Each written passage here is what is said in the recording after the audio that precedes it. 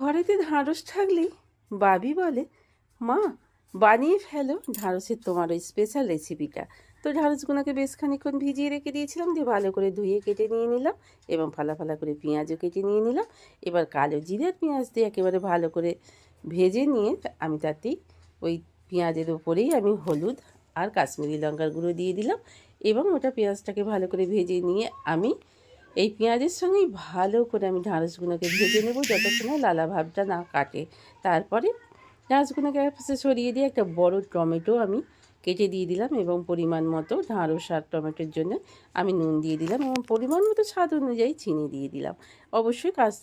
অবশ্যই দুটো কাঁচা লঙ্কা দিয়ে দিয়েছি আর আদা রসুন আর সর্ষের পেস্ট দিয়ে দিয়েছি আর সেই সঙ্গে টক দইটা ফাটিয়ে দিয়ে দিয়েছি। তো যেই রান্না শেষ হয়ে এলো, রান্নার শেষ মুহূর্তে আমি দিয়ে দিলাম একটু গরম মশলার গুঁড়ো। তো যদি ভালো